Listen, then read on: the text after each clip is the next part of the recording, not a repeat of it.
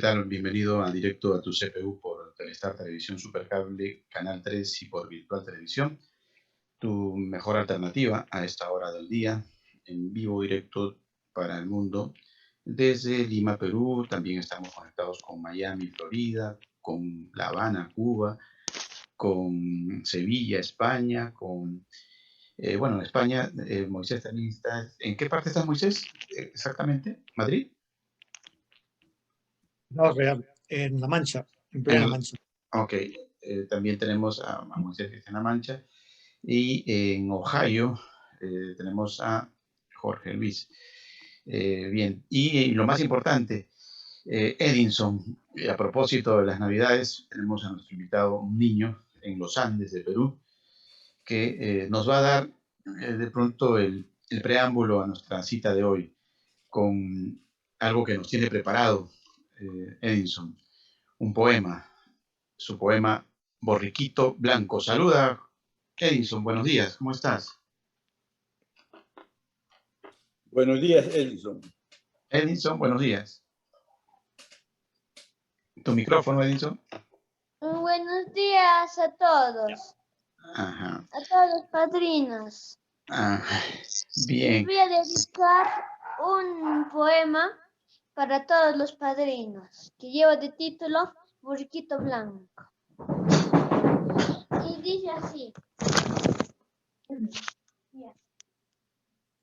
Borriquito blanco, detente bebé, para llegar pronto a Jerusalén. Ha nacido un niño cerca de Belén, con cabellos rubios y labios de miel. El niñito de oro se llama Jesús. Son sus bellos ojos, dos faros de luz. Borriquito blanco, deja de beber, para llegar pronto a Jerusalén. Gracias. Bravo. Bravo, bravo, bravo. Qué bien. Bueno, espectacular, Edinson. Gracias, Edinson, por esa dedicación especial que tienes de representar a nuestros ahijados en esta versión 2021 de Notas Migratorias César Vallejo. Así como él, pues tenemos muchos niños que están a la espera de un padrino, ¿no? No tienen quizás la opulencia de otros niños en las grandes ciudades. Ellos están acantonados en las entrañas de los Andes de Perú y de alguna manera representan una realidad más cercana a lo que es el auténtico Perú y la auténtica incluso Latinoamérica, ¿no? Esa Latinoamérica muchas veces olvidada y no por ello higiénica, bien presentada, bien educada, como es el caso de Edison, ¿no? Que tiene solo a la mamá y que la mamá pues hace las veces de papá incluso para poderle dar esa educación, ¿no? Que ustedes la pueden percibir con este pequeño parafraseo que nos ha dedicado Edison. Bien, Edison. A ver, conversanos un poquito para iniciar de pronto, como estamos en todas las Navidades ya. Coméntales cómo es Tarma, a ver cómo es tu ciudad, un poquito a nuestros invitados especiales que tenemos hoy. Bueno, Tarma es una ciudad grande, tiene lindos parques, tiene muchas flores. Hay un pajarito muy bonito que se llama picaflor. El Me picaflor. gustan sus comidas. Ya. ¿Qué le invitarías, por ejemplo, de comer a Gerardo, a Jorge Luis, a Ángel Arturo, a Moisés, a Gema? Si llegaran a Tarma, ¿qué plato le dirías? Un cuy picante. Una pachamanca. Una pachamanca, su Dios. Uy, pero se van a llenar mucho, ¿no? Con la pachamanca es muy sabrosa. A ver, coméntales sobre tus mascotas que tienes. ¿Cómo se llama tu mascota y qué tipo de mascotita tienes? Bueno, yo tengo dos conejos, uno es hembra, uno es macho, y el macho se llama Peter y la hembra se llama Alma. También tengo un gatito que lo tengo de bebito que se llama Satoshi. Satoshi, bien, bien. Y nos decía... Todos, Ajá, y sí. todos son como mis hermanitos. Oh, qué Los bien. quiero mucho. Claro, claro. Bien. Esa es la parte de los niños del campo, ¿no? Que están más identificados con nuestras mascotas, incluso con nuestros animalitos. Son más sensibles a este tipo de intercambio entre el ser humano y sus animalitos, lo que no sucede muchas veces en las ciudades, en las grandes ciudades. Edinson, nos contabas que tus clases no son presenciales, son virtuales, así como este encuentro, ¿no? Coméntanos un poquito, ¿extrañas la clase presencial? ¿Extrañas a tu maestra? ¿No? Coméntanos un poquito al respecto. Bueno, yo extraño a mi profesora y a mis compañeros y ya quisiera volver a mis clases presenciales Sí. para jugar fútbol con mis compañeros, para ver a mi profesora. Claro, bueno, pronto vas a volver. A ver, ¿qué esperarías de un padrino para ti? ¿Qué le dirías? Que, por ejemplo, ¿qué te gustaría? ¿En qué te gustaría que te apoye, que te aconseje o que te dé un regalito? No sé, ¿qué es lo que te gusta? A ver. Yo quisiera que me dé en todo, que me dé mis consejos, que me traiga regalos, que me apoye cuando lo necesito, Ya. en todo pues. Bueno, está bien. Y Bien. también que sea un futbolista. También que sea un futbolista, ¿no? Te gusta mucho el fútbol. Bueno, Ajá. estás contento porque el ADT de Tarma ya va a jugar en la primera división, ¿no? Va a jugar contra Alianza Lima, contra Cristal. Sí. Pero el problema es de que cuando juegue contra Cristal, ¿por quién vas a ir? ¿Por Cristal o por el ADT? Por Cristal, pues. Uy. Te van a escuchar allá, te van a escuchar en Tarma y van a decir, oye, pero tú estás traicionando a nuestro equipo. ¿Ah? No importa, ¿no? No importa porque tú eres hincha del Cristal. Bien, Edinson. Ajá. Te agradecemos por estar allí. Dentro de un momento vas a seguir mostrando tus virtudes poéticas que tienes, ¿no? Por ahí nos tienes otro regalito más, ¿no? Dentro de un momento, ¿ya? Sí. Ya, eso lo dejamos para más adelante. Ahora vamos a saludar a nuestros invitados y luego seguimos contigo, ¿ya? Bien, vamos a ver si tenemos ahí a Jorge Luis, lo teníamos, parece que lo hemos perdido, pero vamos a ver si lo recuperamos. Entre tanto, bueno, vamos a comenzar Sí, con... disculpe, Jorge, estoy aquí, lo que estoy es acomodando la cámara que se apagó. Si ya. quiere, vaya pasando el turno a los compañeros y yo Ya. enseguida me muevo. Ok, perfecto.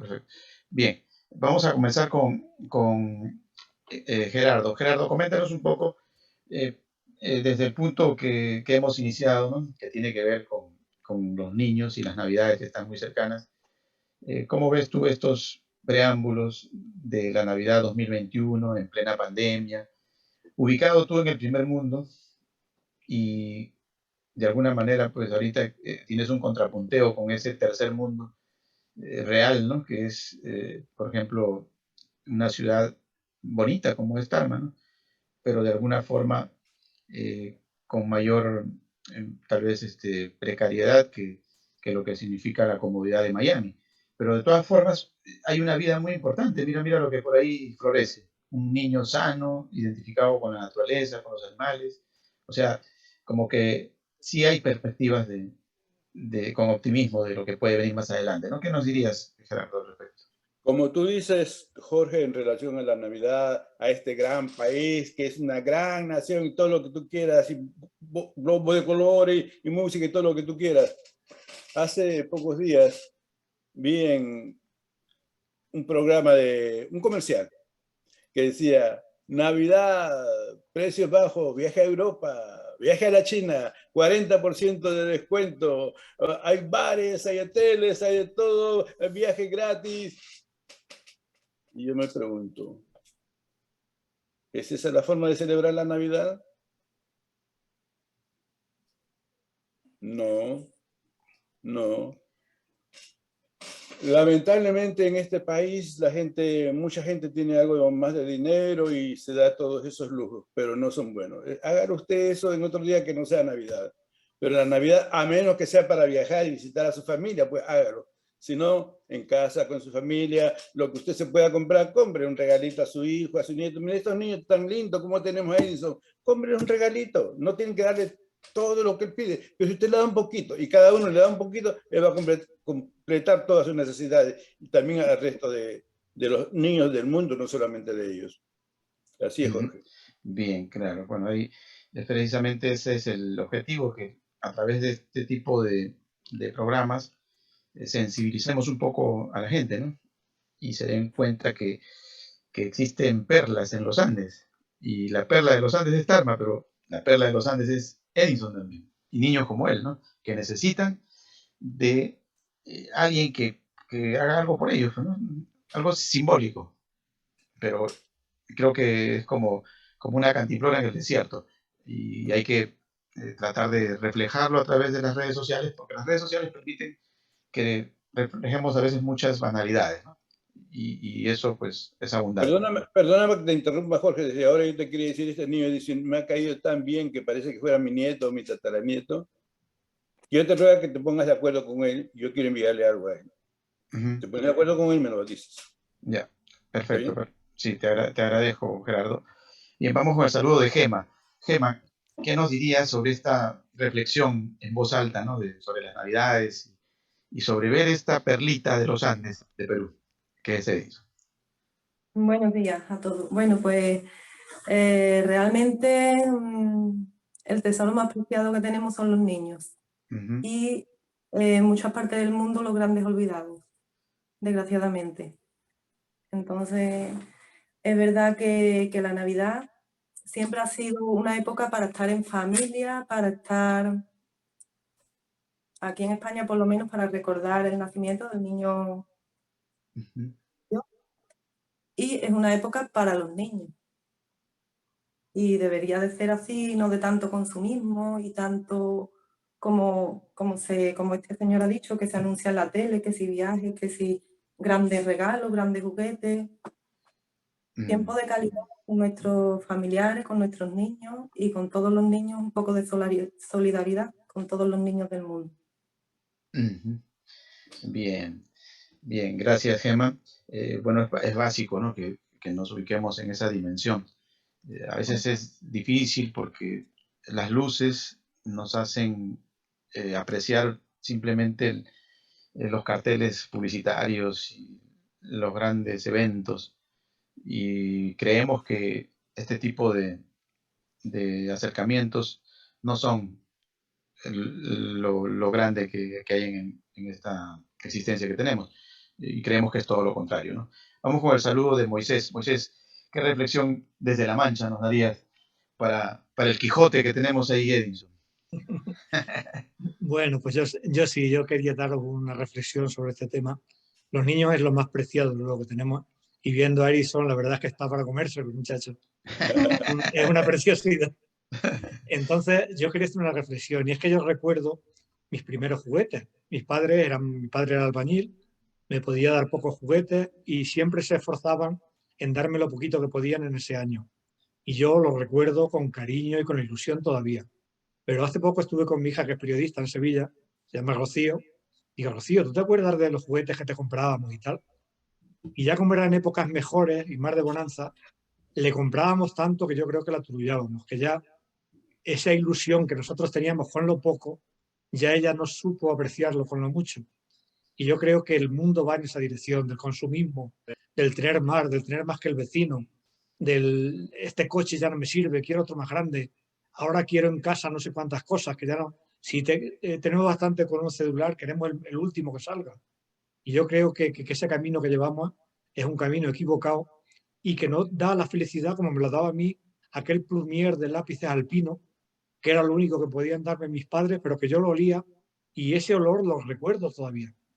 Entonces esa es mi reflexión, que quizás saturemos a los niños, sobre todo en las zonas de, digamos, de más amplia bonanza y en las zonas ricas, y no les dejemos apreciar lo bonito que es el poco a poco y el conseguir las cosas con esfuerzo.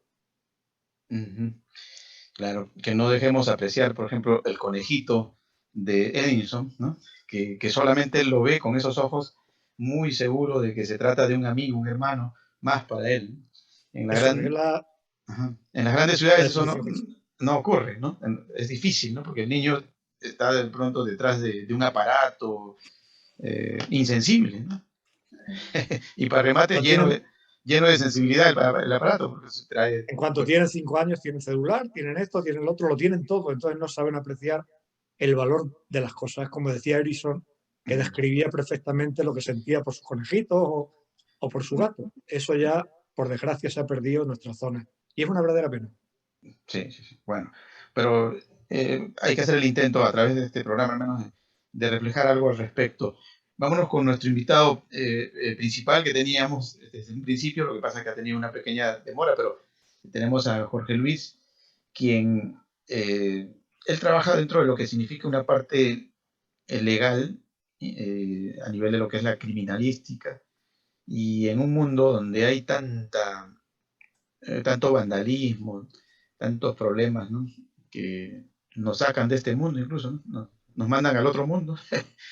Bueno, es bueno que tengamos algunas reflexiones al respecto con alguien que está detrás de este tipo de reuniones, ¿no? No es una reunión básicamente la nuestra para tocar esos temas, pero sí vamos a aprovechar la presencia de nuestro invitado para que tal vez eh, rebusquemos algunos datos necesarios para nuestra audiencia. Bienvenido, Jorge Luis, y gracias por participar. Gracias, doctor Jorge Carrión. Gracias a Moisés, Gerardo, Edison y Gema. También tengo que ver con las gemas. Soy gemólogo. Ah, sí. Es una rama de la mineralogía que estudia las gemas, en particular dos, el brillante como diamante bruto, después tallado de brillante, y las piedras de colores. Edison, de muy niño, provengo como la mayoría de nosotros de lugares de mucha pobreza, de extractos de mucha pobreza. Durante ese transcurso de la vida, pues la vida es así como dicen, el vagón de la vida, uno va experimentando en cada fase distintas experiencias. Entonces, de niño, y perdónenme porque no nos reunimos a hablar nada más de las anécdotas, pero va a Edison. Me fui a los bomberos infantiles, tanto que de adulto, hoy en día soy capitán de bomberos voluntarios, porque decidí que los bomberos no te dan una pistola, no te dan una placa para llevarse preso a la gente. Pero con el tiempo, en el lugar, en Venezuela se le llama el barrio donde yo me crié. Bueno, mira, es como la vida, los buenos y los malos. O te metías a delincuente o te metías a lo que pudimos algunos, gracias a Dios, ser estudiantes.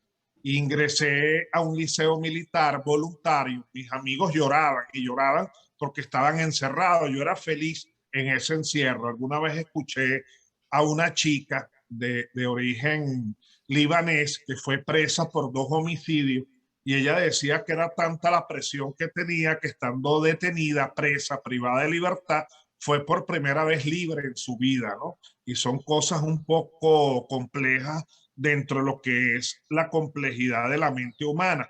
Me hice criminalista desde muy joven, ingresé a los 17 años. De ahí pude, gracias a Dios, seguir estudiando. Hice 6 posgrados, hice 2 profesiones, tanto de abogado como criminalista, licenciatura, y pude obtener hace casi 25 años mi doctorado. Pero me fui percatando que la vida va pasando, que uno tiene la pared llena de diplomas, de títulos, y hay muchas cosas que se dejan de lado. Eso lo comprendí una vez que tuve varias operaciones como corazón abierto, por ejemplo, como cáncer, y someterme a radioterapia, y empecé a ver que a veces tan solo hay que observar, ver el entorno y ver lo bonita que es la vida. Y fui adentrando, como uno dice, en otros aspectos más espirituales que científicos, porque parece mentira, pero la gente parece que da a entender que está reñido el ámbito intelectual, la academia, con la espiritualidad, y yo creo que no tiene nada que ver. Me volví policía porque algunos de mis amigos ya habían muerto a esa edad, enfrentándose a la policía.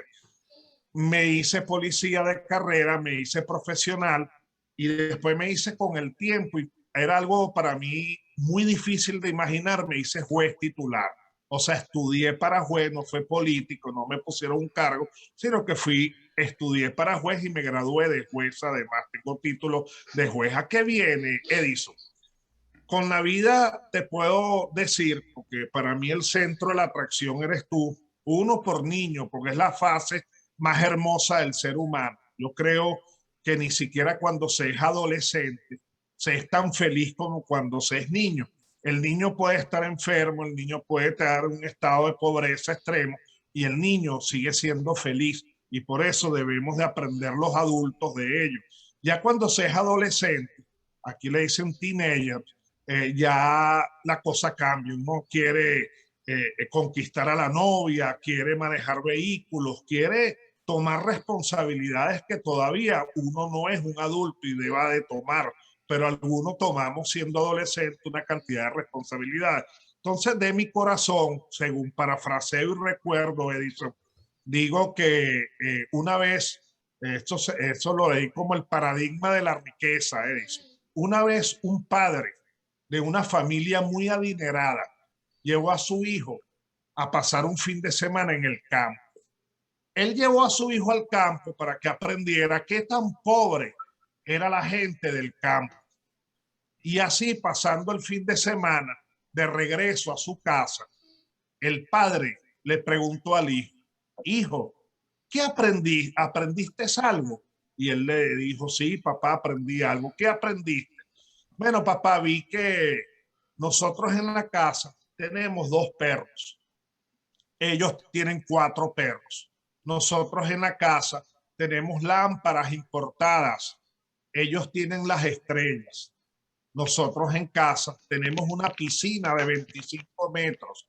Ellos tienen un río que no tiene fin, un riachuelo que no tiene fin. Sobre todo, papá, me percaté que ellos siempre hablan, los hijos, con sus padres.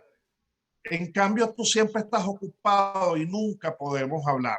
Por ello, papá, aprendí este fin de semana que algún día llegaremos a ser ricos.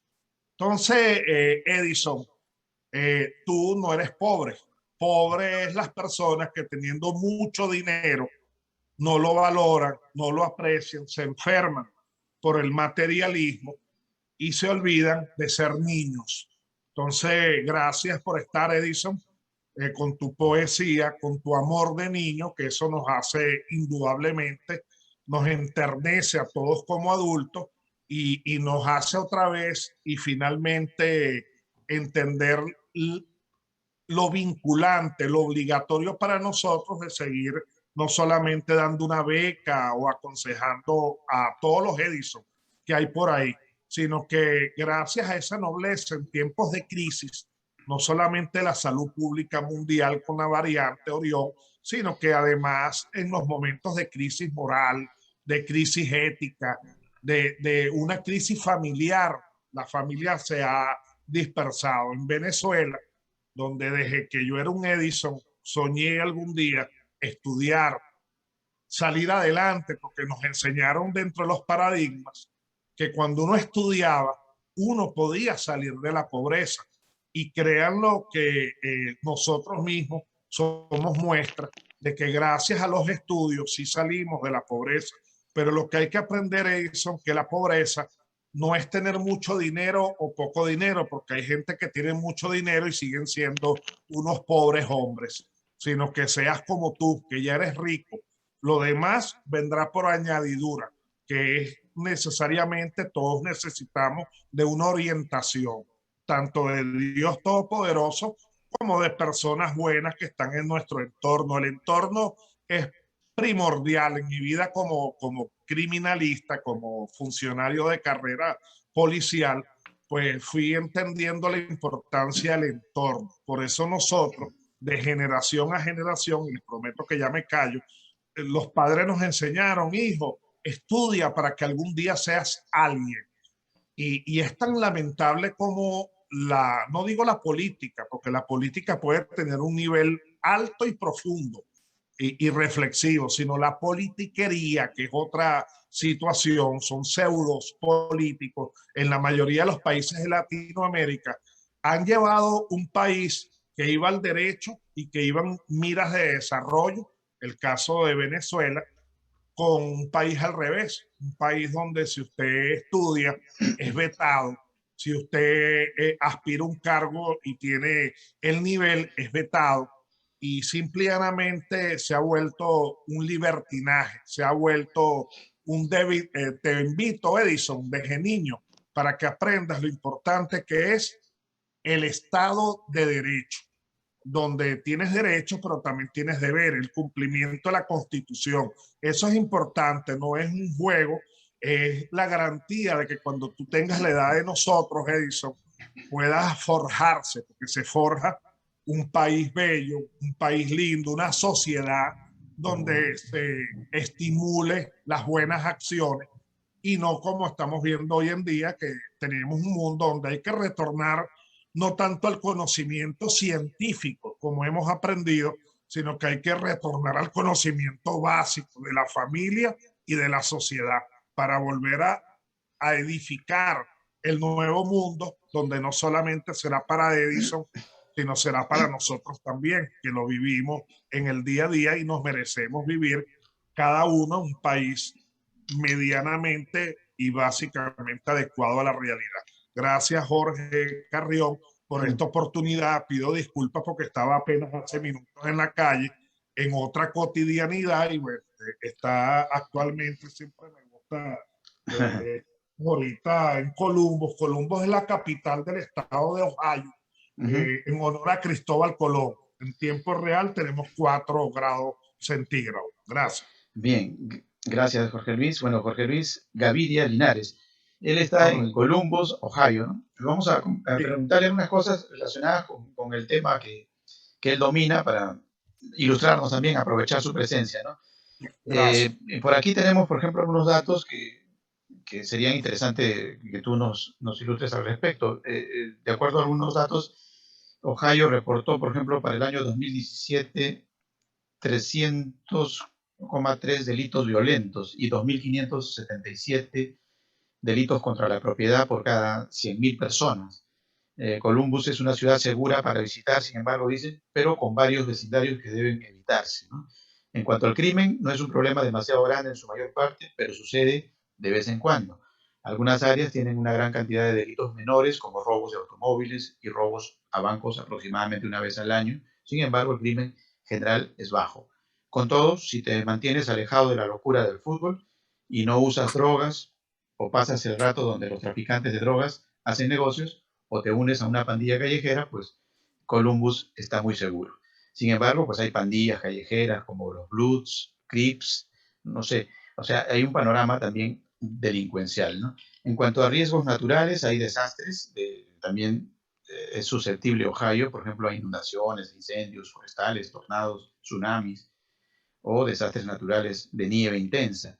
Todo esto ha sucedido en Ohio y le ha costado a la gente sus hogares. Sin embargo, no son demasiado comunes. Eso es parte de la información que tenemos de Ohio. Sobre lo que sí leemos acá es que en Columbus es seguro para las mujeres que viajan solas. Seguir las medidas de precaución básicas, bueno, minimiza un poco la posibilidad de que le pueda pasar algo a una mujer en particular. Y en comparación con el lugar que dejaste, vamos a mencionar algunos datos, por ejemplo, sobre Caracas. Es peligroso, sobre todo si se te nota que eres extranjero, ¿no? Llegar a Maiquetía, que es el aeropuerto allá de llegada en Venezuela, en Caracas, no es fácil. Hay relativamente pocos vuelos internacionales, tienes conexiones entre Bogotá, Panamá, París y Madrid. Y luego, pues, la inseguridad es una situación normal que la vas a sentir, lamentablemente, ¿no?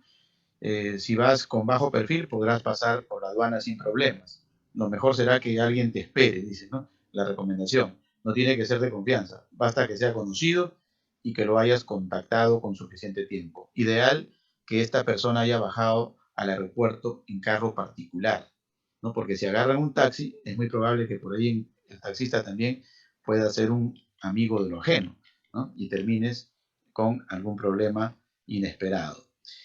Otro dato importante que tenemos aquí,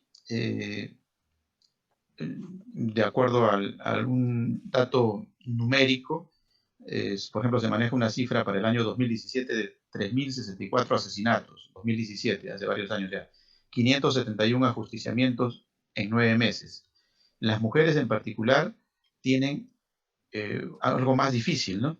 Por ejemplo, en comparaciones en América Latina, la tasa anual de asesinatos de mujeres en Latinoamérica por cada 100.000 habitantes, Brasil tiene 2,7, Colombia 2,1, México 2,0 y Venezuela 1,1. Es fuerte, ¿no? Los más fuertes de Latinoamérica, Brasil, Colombia, México y Venezuela.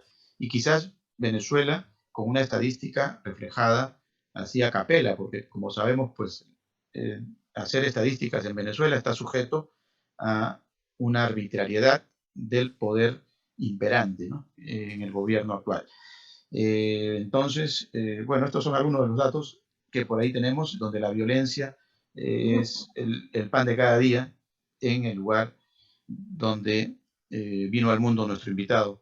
Y ahora que está en Ohio, ¿qué nos puedes decir al respecto? ¿Qué paralelismos, qué situaciones nos podrías comentar al respecto, Jorge Luis?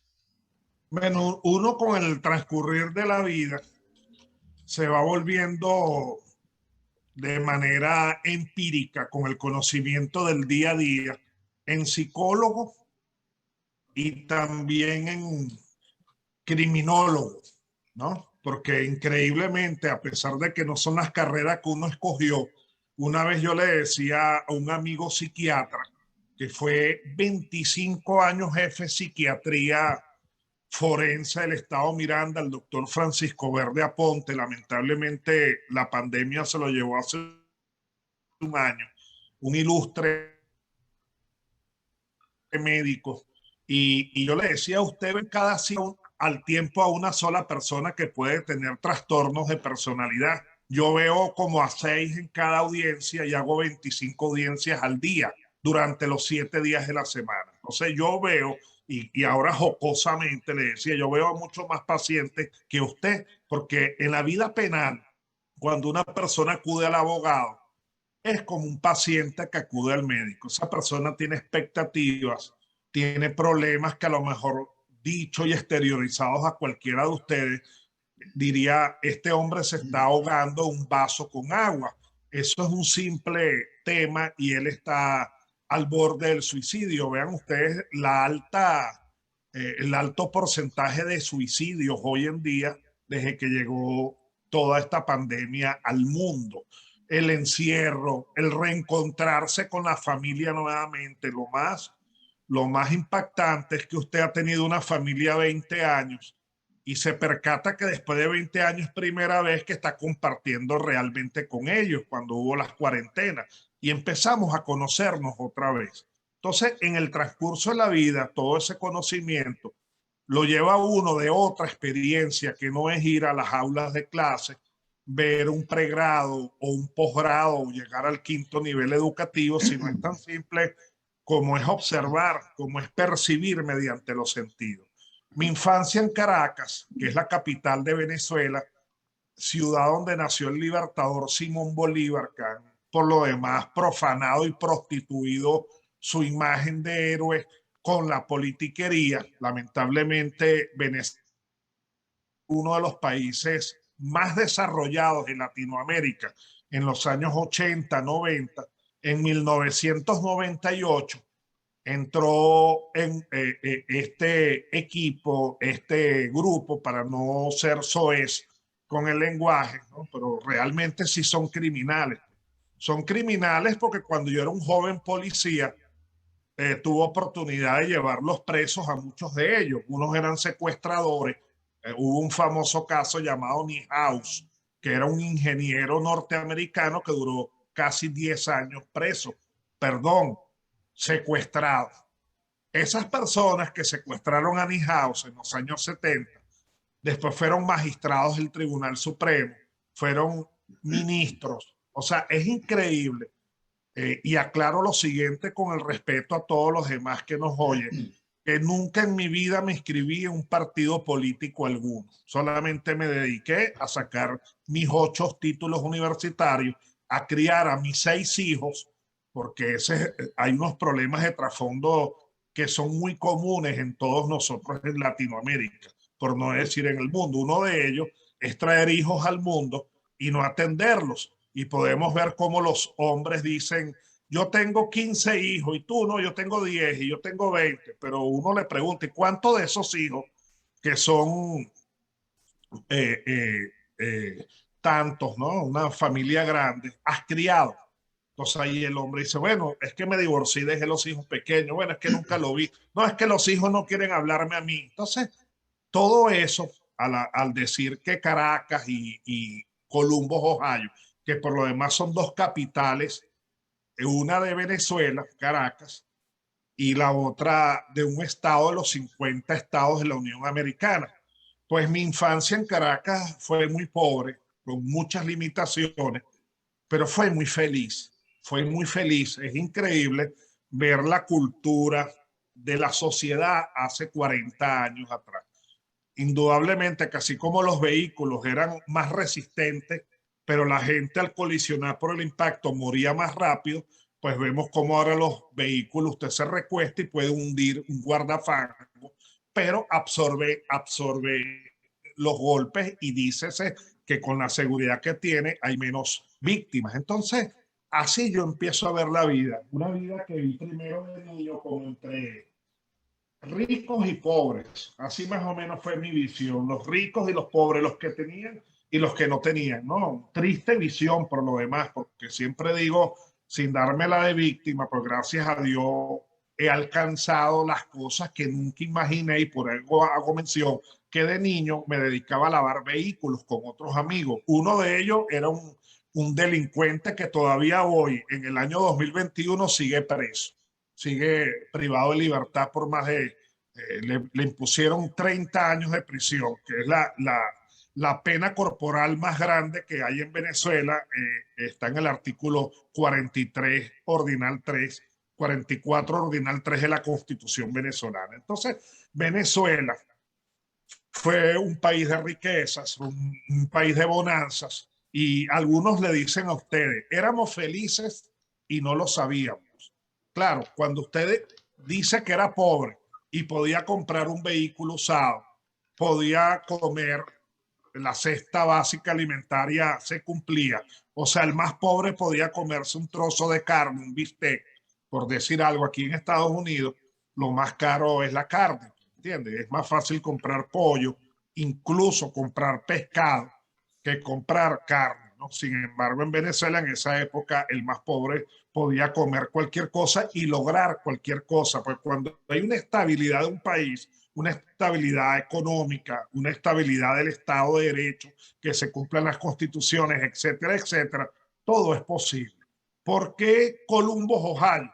Bueno, porque los últimos artículos que he escrito relacionados con periódicos venezolanos, usted llega a Maiquetía, por ejemplo, que es el aeropuerto internacional más importante, que queda a 40 minutos de Caracas, y es la entrada a la capital, y usted apenas llega al aeropuerto, lo que ve en su entorno es pobreza. Son montañas, uno le dice aquí cerros, con ranchos, o sea, casas muy humildes en las puntas de los cerros. El problema no es que se vea pobre, porque por ahí mi padre decía, uno puede ser pobre, pero no por eso deba de ser desasiado. Uno puede tener un solo blue jean y cargarlo todos los días lavadito y planchadito. O sea, ser pobre más no cochino. Entonces, el problema de Venezuela no es ver esa pobreza de hoy, sino que hay otra pobreza, y yo creo que no todo el mundo está emigrando únicamente porque tiene problemas políticos o de persecución, sino que ya la gente está emigrando porque ahorita el doctor Jorge decía extranjero. Ya uno en Venezuela, yo un día iba caminando por una avenida muy principal donde caminé de niño con mi padre, que era abogado, y yo recuerdo que de una u otra manera yo decía, uno es un extranjero en Venezuela hoy en día. O sea, Venezuela tuvo una transformación tal que no fue que unos se volvieron más ricos sin trabajar y otros ya no son clase media y son pobres. No, el problema de Venezuela fue que cambió en más de 20 años la cultura.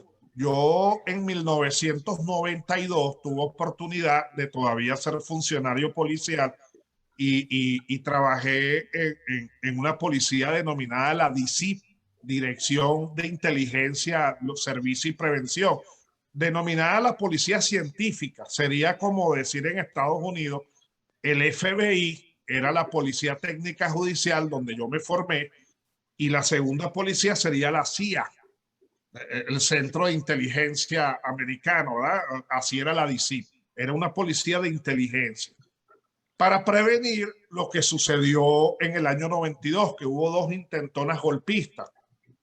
Después de esas intentonas, en las cuales yo participé directamente en contra de esos militares por ser un funcionario del gobierno, se fue a votaciones en el año 98. Increíblemente, el 80%, casi el 90%, votaron a favor de esos militares golpistas. ¿Por qué? Por la decepción. El pueblo estaba decepcionado de sus gobernantes. El pueblo observaba cómo las personas, los cargos públicos, era como una dinastía. Pasaban de padres a hijos, de hijos al esposo de la hija, y usted podía ir hasta una universidad incluso, y todos los profesores eran familia. Era el cuñado, el primo hermano, o sea, había lo que uno llama en el argot una rosca. Los demás no tenían oportunidad de poder llegar a esa jefera, ni siquiera estudiar. Sin embargo, el país, viéndolo hoy en día, era un país como todos los países, con errores, con debilidades, pero un gran país. ¿Por qué Columbus, Ohio?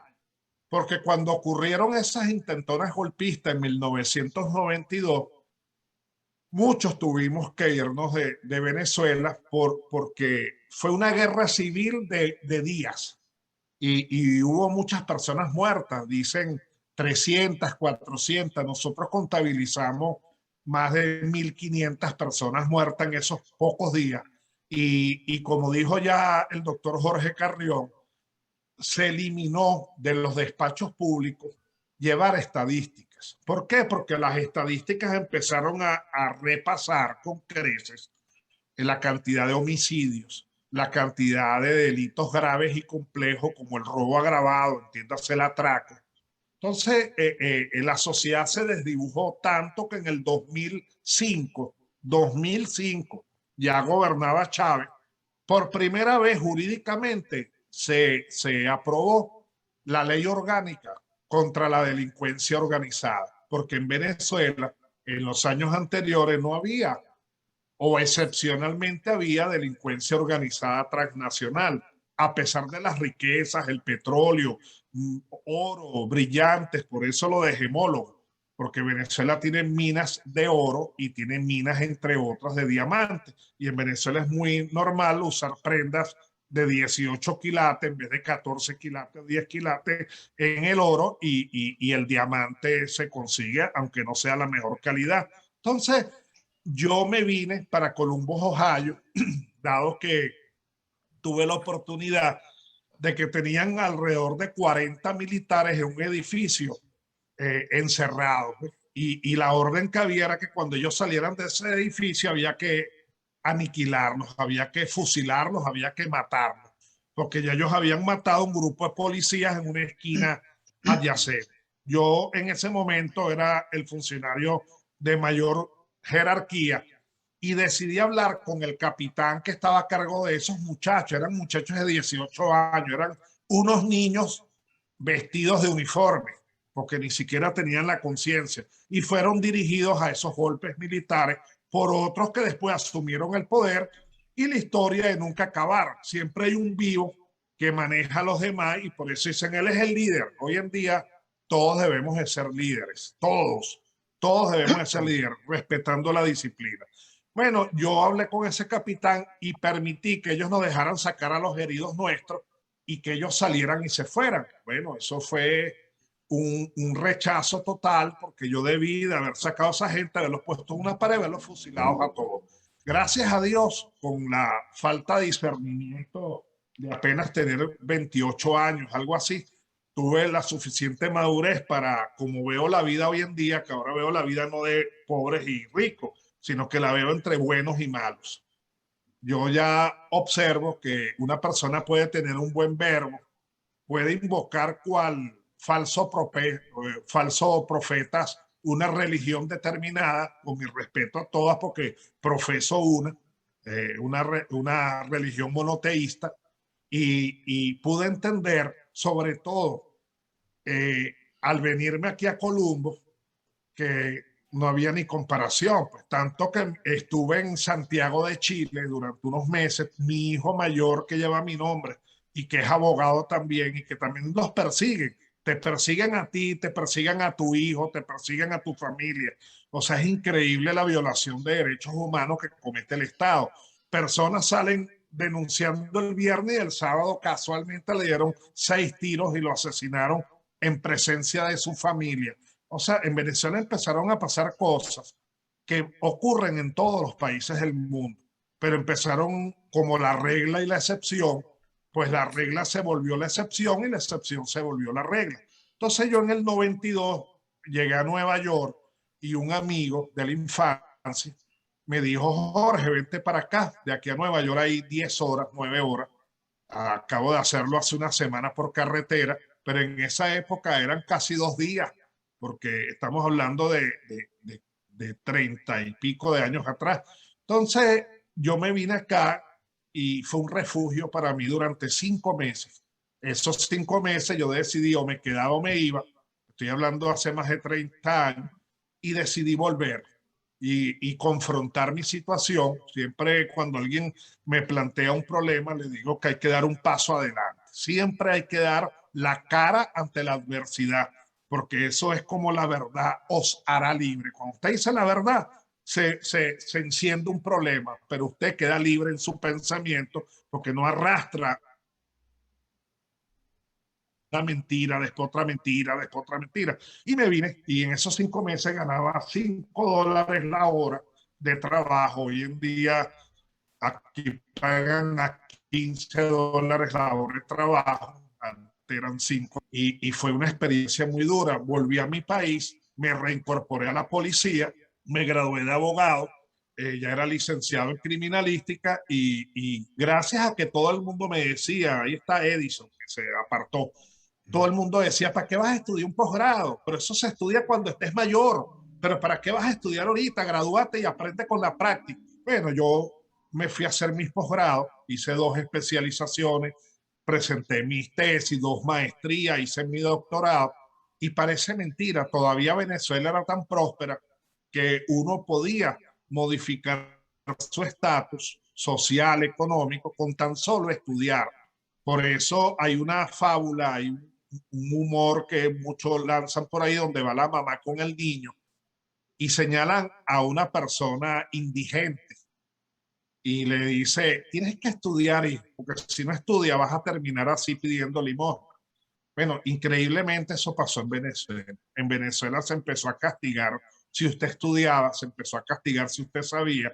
Y la gente, yo tuve oportunidad siendo juez, que en julio se graduaron de abogado unos diputados del gobierno actual y no les habían entregado los títulos, porque los títulos los entregan casi un año después, por la tardía en el Ministerio de Educación. Ellos se graduaron en julio y en agosto crearon algo que se llamó la Comisión Disciplinaria de los Jueces, el Tribunal Disciplinario de los Jueces de Venezuela. Teniendo yo hice 36 años de servicio y salí jubilado por la puerta grande, pero teniendo casi 30 años de servicio público en mi país, pues me suspendieron. Y cuando yo empecé a averiguar por qué me suspendieron, era porque de 4,000, 80 fuimos jueces titulares, 80 en 4,000. Entonces empezaron a suspender a los jueces titulares porque a ellos no les convenía. ¿Por qué? Porque si usted llama por un teléfono, un juez titular le dice, mira, méteme preso a ese inocente que yo allá, usted tenía la potestad de negarse esa orden, hacer lo que uno debe ser, que es el bien, y después sentarse a escribir la máquina y fundamentar o fundar con las reglas de la lógica en 40 páginas motivadas por qué se le dio la libertad o por qué se dejó privado de libertad. En Venezuela a usted le dicen estás preso y no hay que escribir nada hoy en día, a pesar que la Constitución y a pesar que las leyes establecen el debido proceso y el sistema acusatorio. Entonces hoy en día no, hoy en día si usted no tiene título pudiera ser ministro, pudiera ser el jefe de los jueces y ni siquiera tiene un título de abogado. Eso suena insólito, visto en cualquier país. Habrán pasado en países no totalmente reñidos con la democracia. Eso ocurre en Venezuela. En Venezuela, si usted llega ahorita y se baja en el aeropuerto de Maiquetía, en la esquina del aeropuerto hay una alcabala que de por sí es inconstitucional, porque toda la presunción de inocencia constitucional dice que usted es inocente hasta que cometa un acto que pudiera haber orientación que usted haya cometido un delito. O sea, usted es inocente hasta que se demuestre que es culpable. En Venezuela, en teoría, sigue siendo así, pero en la práctica, si usted va a un carro y sale del aeropuerto, es sospechoso. ¿Por qué? Porque usted es sospechoso porque viene del aeropuerto a un viaje internacional y pudiera traer cocaína en su cuerpo o en su maleta. Ajá, pero ¿qué te orientó a ti a que yo podía ser un delincuente? Mi sospechómetro, yo tengo un sospechómetro y si te veo raro, sospechoso, eres morenito o estás mal vestido, para mí sería motivo de revisarte, de requisarte. Y si concluyo que estás todo legal, tienes el pasaporte, la visa, no llevas nada, no llevas armas, drogas, igualito el policía te dice, bueno, muéstrame los dólares que traes, pero porque yo te tengo que mostrar mis dólares, tienes que mostrármelo o vas preso. Entonces la persona llega y dice, tengo $800, bueno, dame 500 y te vas. Y dame las gracias que te dejé 300 para que llegues al hotel. Entonces, cuando uno ve esas cosas, es un mundo al revés. Columbus, Ohio, hoy en día. Bueno, yo fui a Denver, Colorado, trabajé en una bomba de gasolina en un parque nacional. El doctor, el de los 8 títulos, fue a trabajar en Houston, en un hotel, en el Crown Plaza, trabajé 5 meses.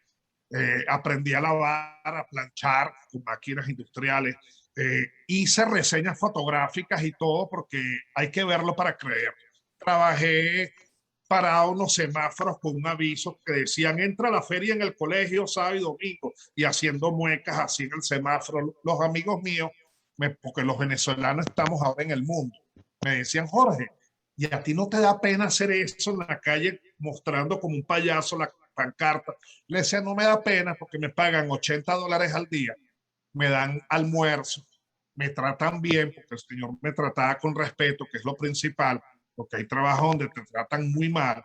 El ser humano tiene lo más sutil y lo más bajo en la manera que le den el poder. Dale poder a alguien y verás quién es. Y le dije, si me tocara hacer esto en Caracas, Venezuela, me daría pena, pues todo el mundo me conoce. En cambio, aquí nadie me conoce.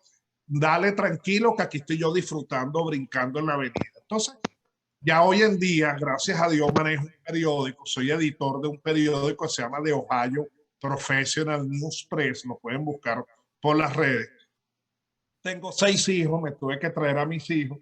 Todos mis hijos hoy en día son mesoneros, mi esposa abogada, que gracias a Dios había hecho cursos de chef, porque ya ven que yo vivo a dieta, no me gusta comer, y uno debe mantener una dieta adecuada, porque no es lo bonito, lo delgado, lo esbelto, sino es la salud interna que no se ve. Por eso tuve las arterias obstruidas, por eso después de operarme a corazón abierto hace un año, me pusieron 3 stents. Y cuando yo escuchaba hablar de Estados Unidos, que es el país diabólico, que es la cuna del capitalismo, que aquí humillan a la gente. Bueno, yo tengo 33 años viajando a este país. He trabajado en varias ciudades en distintas épocas de mi vida y decidí quedarme en Columbus porque es como el que conoce Venezuela. En Venezuela hay una ciudad que se llama Mérida, que está en las montañas, la gente, el andino, a las 4 de la mañana está trabajando en la montaña y no con un tractor, todavía está con bueyes arando la tierra. Entonces, usted ve las manos del andino y son manos totalmente duras de caño, usted ve los cachetes del andino por la altura, el frío, están cuarteados y hay mucha pobreza y hay mucho trabajo. Pero usted puede observar con la pobreza y con la barriga llega el lombrices, usted se para en la orilla del Mar Caribe en Venezuela, y yo no sé lo raro que pueda hacer ante ustedes, pero me he subido a una montaña a contar los buques que están en fila. He contado 45, 60 buques en fila para cargar petróleo, gas. Entonces, yo digo, ¿cuánto costará un solo buque de eso? Estoy seguro que millones de dólares. Y si son 50 diarios, ¿cuánto habrá eso? Entonces, la pobreza que percibe, la pobreza observa cómo salen riquezas, millones de dólares diariamente de un país donde hay hambre, donde se le muere un familiar porque no hay ningún tipo de medicamento en un hospital, no hay. O sea, usted va a un hospital y tiene que llevar el alcohol, el agua oxigenada, las vendas, las vacunas. O sea, lo que le asisten es que hay un médico y una enfermera. En su mayoría ya hoy en día cubanos, todos los médicos venezolanos. Por ejemplo, en Chile, en Santiago, que es una hermosa ciudad, la hermosa ciudad de Santiago, su libertador Bernardo Higgins, yo aprendí que en una reunión decían, si hoy se fuesen los médicos venezolanos que están en esta ciudad, no en Santiago o en otra cercana, habría un colapso a la salud pública chilena, porque todos los médicos venezolanos se fueron a Chile, los contrataron, les pagan muy bien, y bueno, están en el mundo, pues, pero digo, en Chile se fueron cientos y cientos de médicos venezolanos. Entonces, hoy en día, yo aquí, además de llevar un periódico, soy editor, además de llevar un instituto que se llama el Instituto Escuela para la Investigación y Desarrollo de las Ciencias Técnicas Penales y Criminalísticas, entiéndase hoy en día International Institute for Legal and Criminal Science, nosotros mantenemos grupos de 40, 50 personas, hacemos actividades. Todavía hay un Tribunal Supremo de Justicia en el exilio. Y la gente me dice, ¿qué es eso? Que hay dos tribunales, dos gobiernos, dos presidentes. Bueno, si está Venezuela de crazy, o sea, estamos todos locos. Hay dos presidentes, hay dos asambleas nacionales, hay dos grupos de magistrados. Y uno es los que están en el gobierno, que no cumplen los requisitos de la Constitución, que algunos tienen, por ejemplo, el presidente del Tribunal Supremo de Justicia venezolano, con el cual yo me gradué de abogado y el cual fue mi alumno de posgrado, tiene 2 homicidios. Y es el presidente del Tribunal Supremo, 2 homicidios y estuvo preso y todo por los homicidios. Cuando usted va a ver el perfil moral y ético de lo que es las cúpulas políticas de Venezuela, el Estado es territorio, población y poder. Bueno, el poder es increíble. O sea, es increíble. O sea, todos han estado presos, todos han sido delincuentes, pero no delincuentes delincuentes de secuestro, de extorsión, de homicidio, de robos agravados, atracos a joyería. Y todas esas personas son hoy en día ministros, directores, jefes de despacho. Entonces, nosotros decidimos que Venezuela no es el país ahorita para vivir, porque uno venezolano, mi mamá decía, y hay una dama presente, ¿no? Pero lo digo porque estamos en un tema de adultos, a pesar de Edison. Mi mamá decía, en Caracas, ahí la estatua de Simón Bolívar, en la Plaza Bolívar de Caracas, es la plaza principal en Venezuela, la Plaza Bolívar. Mi mamá decía, yo soy tan caraqueña que yo nací debajo del caballo de Simón Bolívar, por no decir la grosería que ella decía en un humor negro, ¿no? Entonces, hoy en día todos nos sentimos extranjeros estando en Venezuela, porque en Venezuela basta bajarse en el aeropuerto y en la esquina lo detienen y ya está el primer robo. Y para ir de un lugar, una ciudad a otra, pasa 10 alcabalas de distintos órganos de policía militar, porque Venezuela hoy en día, aunque no se refleje y el presidente esté de civil, es un estado militarizado. Todos los ministros son militares vestidos de civil, todas las magistradas y poderes están, las esposas de los militares. Entonces Venezuela hoy en día es un país que aparenta ser civil, pero es 100% militar. Y yo no tengo yo no estoy reñido con lo militar, pues yo me gradué de bachiller en un liceo militar y fui cadete, todavía me uniformada de guardacosta de la Armada. Entonces, no es un problema de instituciones, no es un problema de hablar de política, es un problema de hablar de que en el mundo, ahorita la pandemia, tantas personas que han muerto en el último año, conocidos y no conocidos. Entonces, el mundo tiene que replantearse otra vez. Se habla del orden mundial, se habla de tantas cosas que se estén fraguando por las grandes potencias del mundo, China. Lo que yo observo es que ya no hay familia. O sea, en Venezuela y en todos los países en Latinoamérica, uno en diciembre estaba en familia y los que estaban por fuera se reunían con la abuela, con el abuelo, con el papá, con la mamá.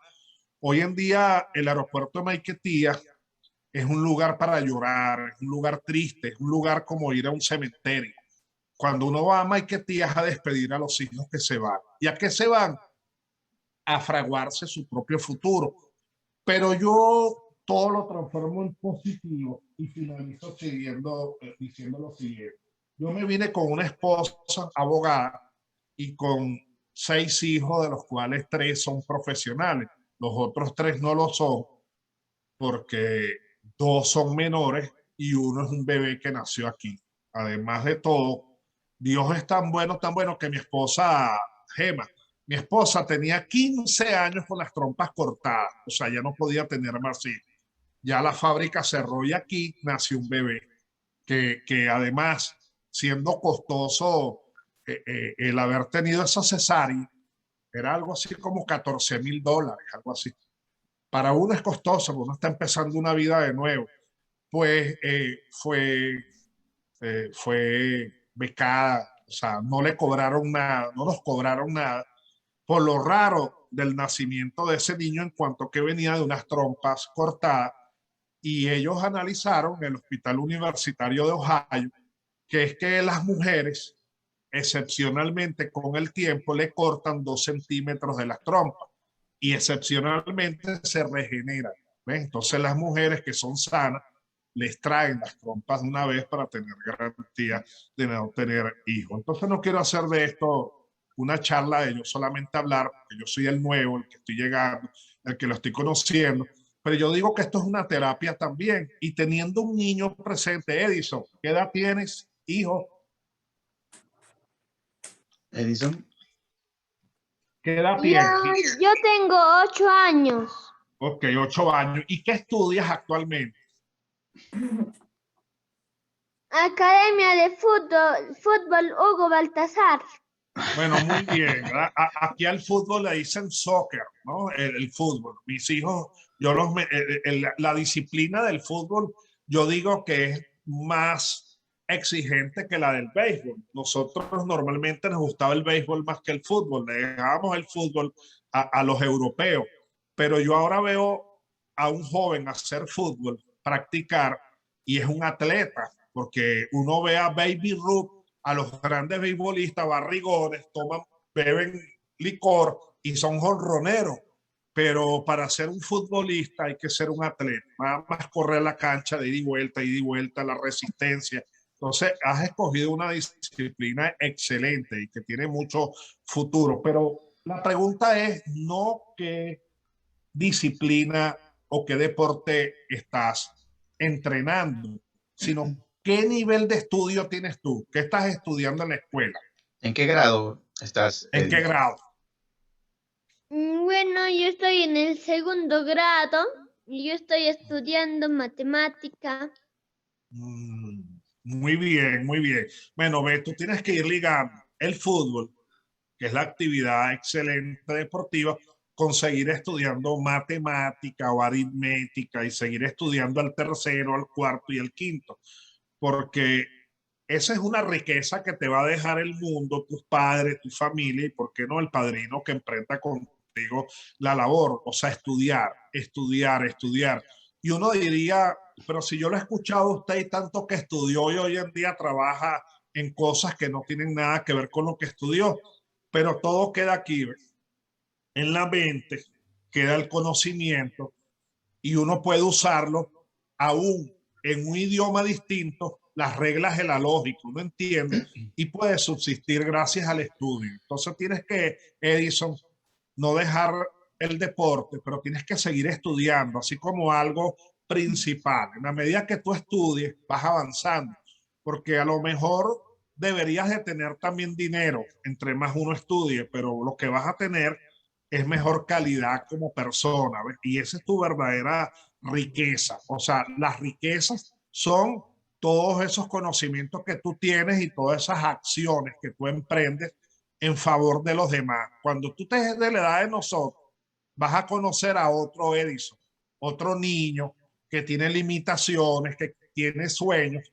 Entonces tú vas a ser un eslabón de la vida para ayudar a aquel Edison, porque la cuestión no está en salir adelante, sino que estamos obligados a ayudar a otras personas también a entusiasmarnos, porque es impresionante cómo un simple abrazo, como una simple palabra de amor pueden cambiar el día y pueden cambiar la vida de una persona.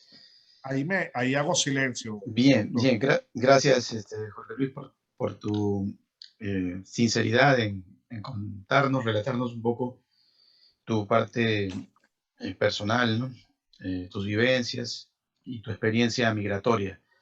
Vamos a pedirle a nuestros invitados, a ver, a Ángel Arturo desde La Habana, ¿qué le dirías a Jorge Luis? Y también un saludito para Edison. Sí, a ver, ¿se escucha? Sí, sí, perfecto, perfecto. Sí.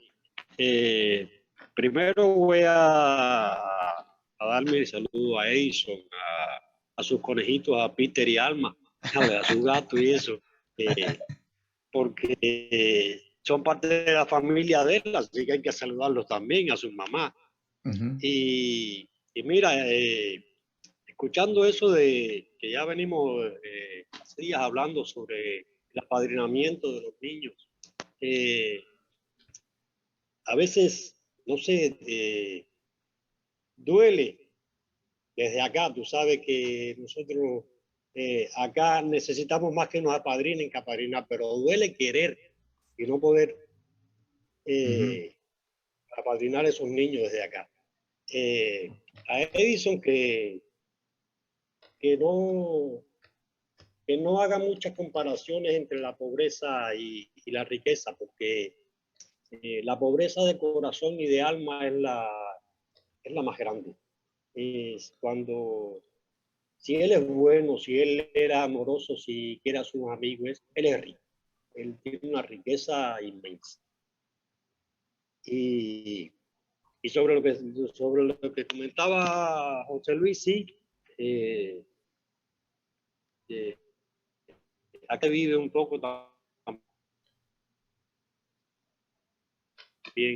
todo Venezuela, eso lo conoce. Me gusta tocar los temas políticos, al final no, lo que escribo es poesía, escribo cuentos, ¿ves? Pero bueno, a veces la política nos obliga también a hacer cosas o a no hacer cosas.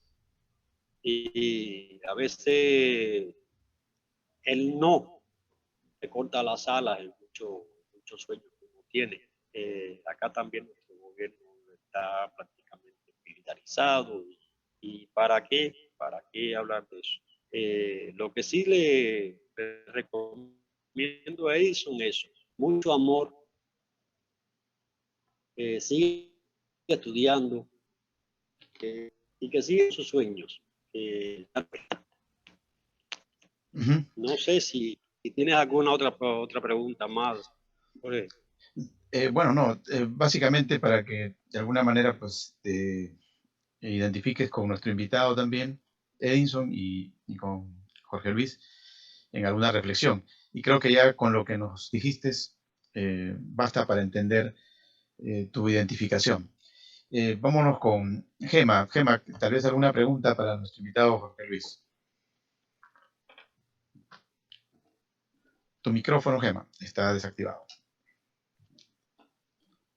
Ahora sí. Ahora mismo es desconcertante todo lo que acabo de escuchar. Y yo creo que hoy que está Edison ahí, deberíamos de enfocar el tema un poquito más hacia la infancia y Claro. hacia O sea, el tema de los niños.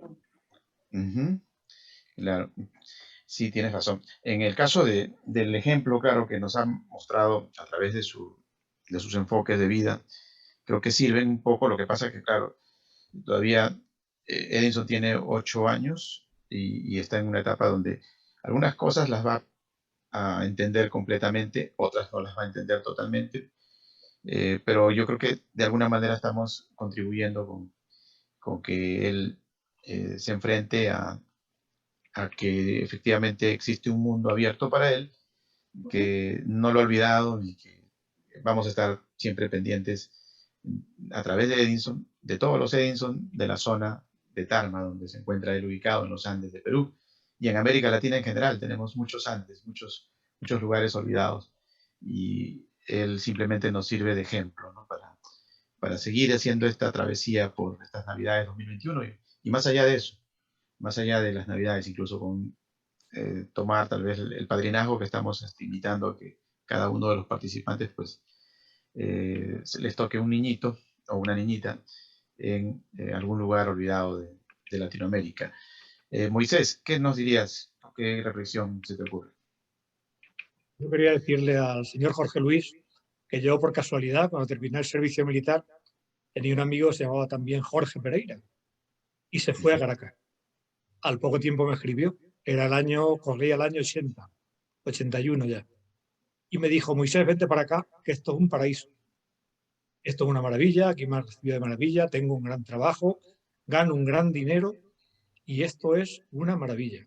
Y aquello, luego siguió escribiéndome varios años y la verdad es que me hablaba de Caracas como un verdadero paraíso. Luego recordaba también, así un poquito a bote pronto, que cuando llegaron los españoles allí al gran delta que forma el gran río de Venezuela, ellos veían el petróleo flotar en el agua. Luego, a través de los años, cuando ya el petróleo se puso de moda y se comenzó a explotar y demás, Venezuela siempre fue una gran potencia. Y entonces lo que yo no me explico es cómo un país, la política lo puede destrozar de ese modo. Yo creo que un país con esa riqueza tanto a nivel de procesos naturales como a nivel de personas que incluso ha tenido siempre grandes mentes, se puede dejar destruir por 4 locos que llegan allí, se ponen en el poder con unas ideas estrafalarias y echan abajo un país en 20 años. Yo creo que es una gran pena y yo creo que no sé cómo se puede hacer eso, es que no me cabe en la cabeza. Aunque he visto cosas muy raras en otros países, pero el tema de Venezuela, de verdad, es un tema para pensar en él. Y quisiera que de alguna forma me dijera un poquito más sobre el tema y me dijera cómo es posible que se pueda llegar a eso en 20 años solamente. Bien, gracias Moisés. Vamos a recurrir a la capacidad sintética de Jorge Luis. ¿Cómo responderías en pocas palabras a qué se debe esa circunstancia tan atroz por la que vive actualmente Venezuela? Es como, creo que si viéramos la película esa, Volver al Futuro, ¿no? Creo que muchos, por ejemplo, en el caso de Jorge Luis en Ohio, le pusieran una información de lo que está pasando en Venezuela, yo creo que él lo negaría, diría que eso es mentira, eso es una ficción, debe ser una película que se le ha ocurrido a algún dramaturgo o algún cineasta. O sea, que yo creo que no aceptarías que todo lo que estás expectando a través de las informaciones que llegan ahora que estás fuera pertenecerían a una realidad. Sin embargo, es una realidad. ¿Qué nos dirías sobre eso, Jorge? Bueno, mira, indudablemente que la mejor narración que uno puede hacer es ver cómo, tú lo has dicho, sintetizamos 20 años en 10 minutos. Cuando en los años 80 señala a Moisés, ese era Venezuela. Venezuela era un país donde todo el mundo tenía, el más pobre se consideraba pobre, pero por eso, repito por segunda vez, éramos felices, pero no lo sabíamos, porque el ser humano aprende a valorar las cosas cuando no las tiene. Cuando tú amas a la mujer y es tu mujer y tienes 20 años con ella, a lo mejor de casualidad le das los buenos días, lamentablemente eso ocurre. Pero cuando se está de novio, todo el mundo, no, pasa por aquí primero, mi amor, no, mi amor, por aquí primero, siéntate tú, mi amor. Entonces, al principio, todo es bonito. Hay una frase por ahí que se llama, toda escoba nueva barre bien, ¿no? Al principio todo es fabuloso, todo es idealista. Entonces, cuando ya teníamos, por decir, 40 años de democracia, porque la democracia arranca en Venezuela en el año 48, del 50 al 80 son 30 y pico, 40 años de democracia. Entonces, aquellas personas, al igual que todos los países de Latinoamérica, ¿qué país uno puede señalar que sus gobernantes no se hayan apropiado de los bienes públicos? En todos los países. Estoy seguro que hasta acá en Estados Unidos, donde desde afuera todo se ve que es perfecto, usted ve que no hay perfección donde está el ser humano. Lo único es que a veces las personas tienen como un poco de pudor. El político también tiene pudor y roba escondido. Entonces, por ahí hay otra frase que dice, la mujer del César debe ser honesta, pero además aparentar. Entonces, ojos que no ven, corazón que no siente. Pero el pueblo en 40 años se percató que ellos eran ricos, que ellos, sus hijos estudiaban en el exterior y el pueblo no vivía así con esas comodidades. Con los 40 años la gente dijo, no, esta gente está robando. Pues eran dos países, 5 años uno, 5 años el otro, eran alternativos y no se pelaban, 5 años uno, 5 años el otro. Más allá que alguno haya tenido 10 años y después le tocaba 10 años al otro. Entonces la gente se empezó a hartar, la gente empezó a soñar en un Mesías terrenal venezolano. Cuando Pérez Jiménez, que fue el general dictador hasta el año 48, todas las grandes obras arquitectónicas en la Venezuela, Venezuela hoy tiene 24 estados, tiene 915.000 kilómetros de territorio, y tiene con Colombia, tiene con Brasil y tiene con el Mar Caribe frontera. Entonces, claro, como se dice, Venezuela está en una situación geográfica a orillas del Mar Caribe y al frente tiene Estados Unidos y tiene todos estos grandes países que son islas, ¿no? Holandesas, etcétera. Entonces, la gente estaba harta de tanto mentira y de tanta politiquería. Y la gente soñó que aquel dictador que en los años 40 fue Pérez Jiménez y que hizo las grandes obras de Venezuela, fue la mejor época de Venezuela y cómo Venezuela avanzó a pesar de estar bajo una dictadura militar. Entonces, yo de niño, ¿verdad? Pues yo nací en el año 63, ya en el año 70, que tenía más conciencia, cuando si yo nací en el 63, en el 71 yo era un Edison de 8 años. En el año 71 ya era bomberito. Por eso creo en las instituciones buenas que guían a los niños, los Boy Scouts, todas esas actividades para los niños son buenas en vez de irse a la esquina a fumar marihuana. Entonces se van más bien a estudiar o aprender de socorrismo, de tantas actividades positivas. Entonces la gente, yo escuchaba a mis padres, maestros, a los adultos, diciendo, algún día va a regresar a Venezuela otro Pérez Jiménez, o sea, otro militar que ponga en cintura a estos delincuentes que viéndolos hoy en día eran unos pajaritos al lado del horror que vive Venezuela, ¿no? Entonces, la gente empezó a cambiar de mentalidad. Decían, tiene que venir un militar, Venezuela la va a salvar otro militar. Y Venezuela empezó a hacer eso un común. Y estos militares que eran jóvenes, por ejemplo, cuando uno ve el perfil de Hugo Chávez Frías, ya era un teniente coronel. Los tenientes coronel, imagínense, una persona dura 4 años en la academia militar y se gradúa de subteniente, después pasa a teniente, a capitán, a mayor y a teniente coronel. Es un hombre que ya tiene 15 años en la fuerza.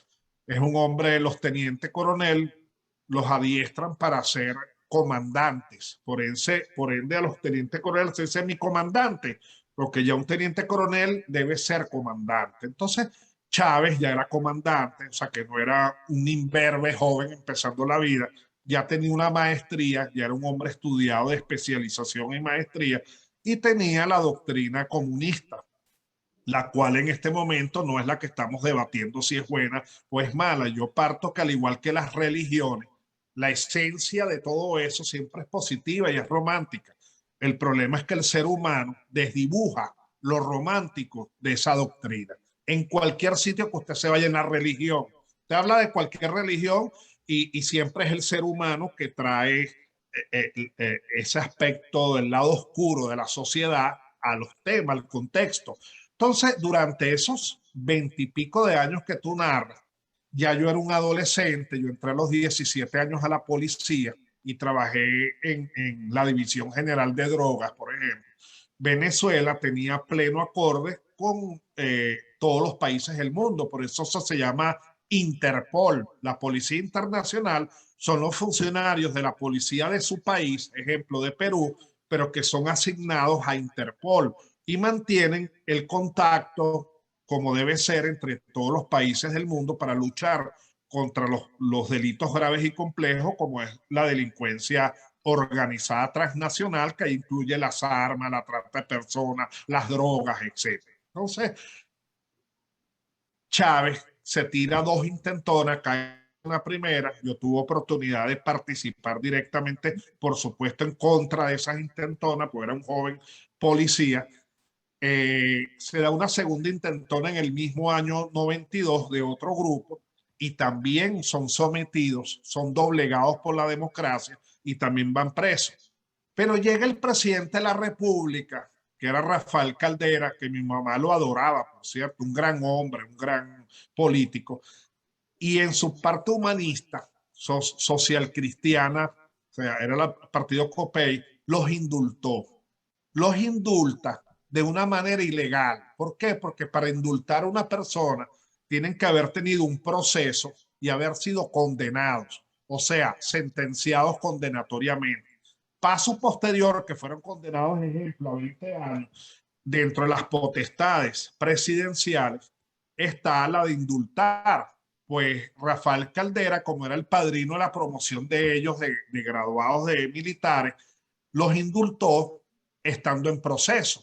O sea, no esperó que fueran condenados, sino que una vez los indultó, ellos fueron a la calle, dicen que se democratizaron, hicieron un partido que se llamaba el MBR 200, que es el Movimiento Bolivariano Revolucionario, enaltecen las figuras de los héroes de la patria, entre ellos máxima figura el libertador Simón Bolívar, y Chávez es un hombre que, así como los grandes hombres y líderes de la vida, aunque sean negativos, el que desconozca que, y no quiero comparar ni ofender, ¿no? O sea, esto es algo apolítico, es un comentario de lo que yo viví.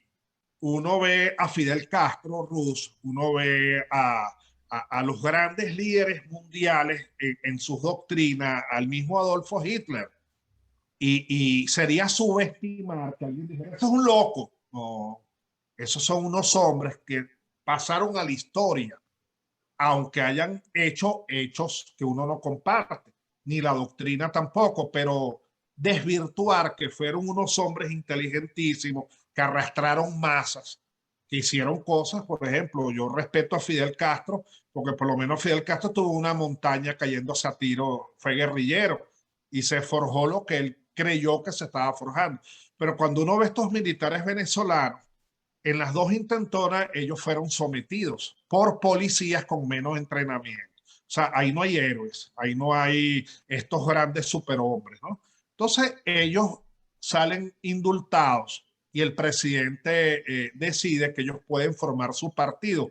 Yo, como documento histórico que guardo, pues tengo una gran biblioteca, me gusta guardar mucho material, sobre todo original, firmado, dedicado, porque es un patrimonio literario que uno tiene ahí, bibliográfico. Pues tengo lo que fue la proclama del MBR 200 cuando ellos intentaron o hicieron las intentonas golpistas en el año 92, 4 de febrero y 27 de noviembre. Yo trabajaba en la policía, yo era ya un inspector, tenía un nivel medio de jerarquía.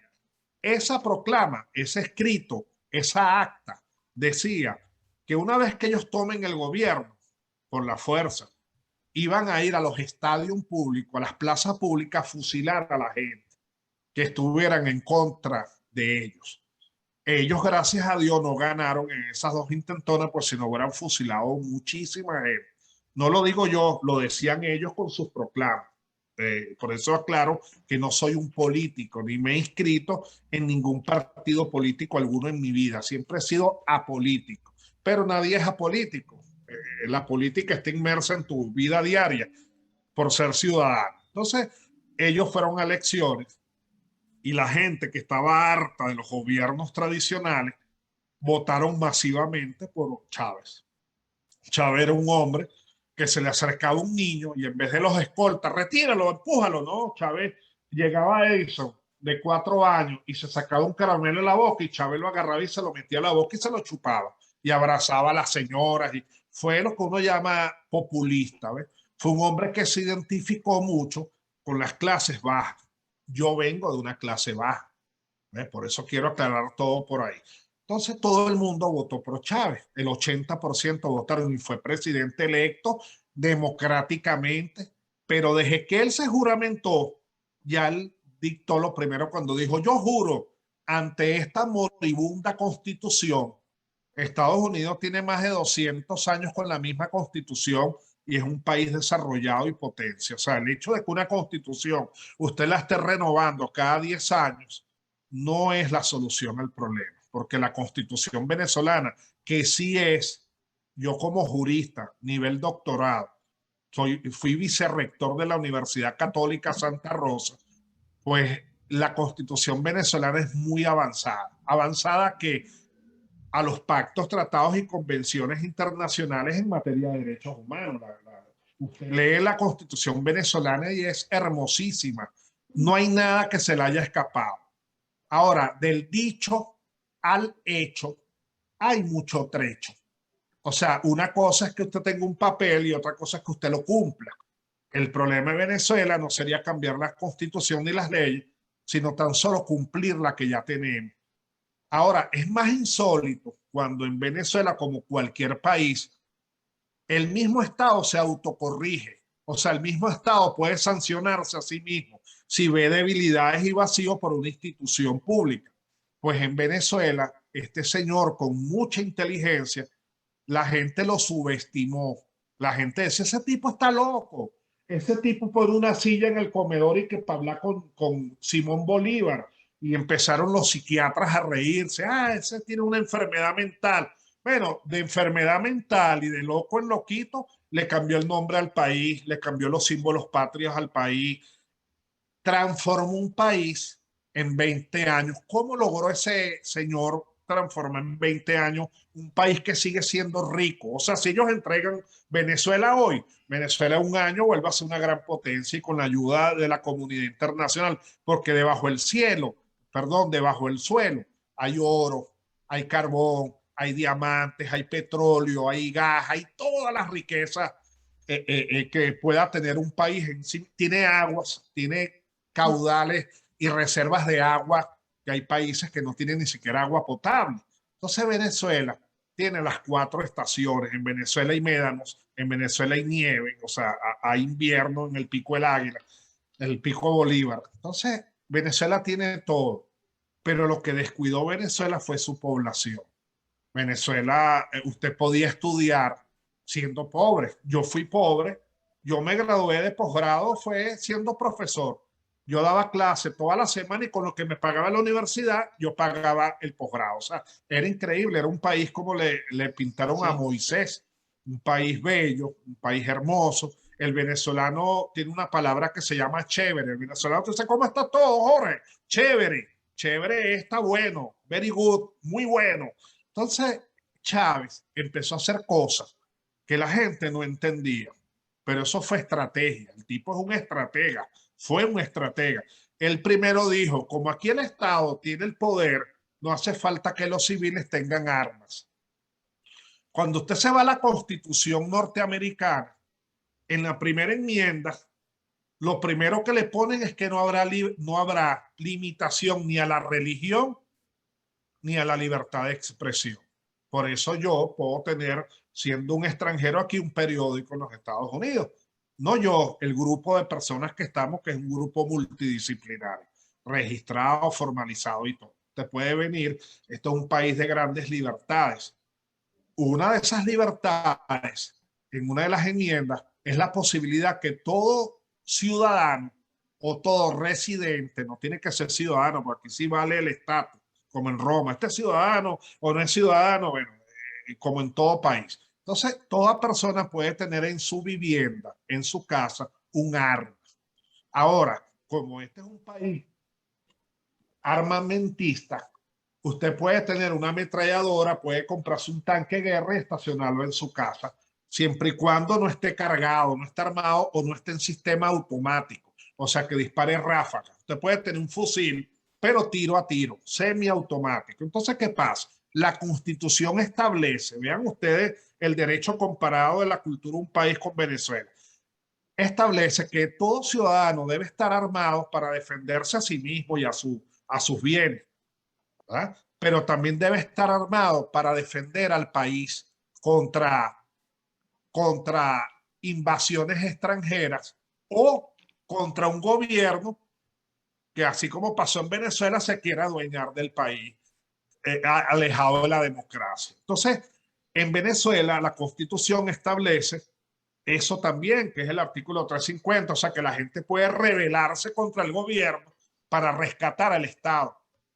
Y eso se intentó en Venezuela durante varias épocas. Por ejemplo, no dejo de olvidar, creo que fue en abril del año 2000, algo así como 2017 o antes, todos los jóvenes venezolanos estudiantes dijeron, vamos a salir a la calle, para los estudiantes no los van a matar, somos adolescentes. Todas las universidades, todos los jóvenes de Venezuela salieron a las calles con sus mamás, con sus papás. ¿Tú sabes cuántos muertos hubo? Algo así como 140 muertos, de los cuales eran 120 jóvenes. ¿Sabes cómo sucedieron? Mira lo que hizo Chávez en 20 años. Chávez dijo, primero, aquí nadie va a estar armado.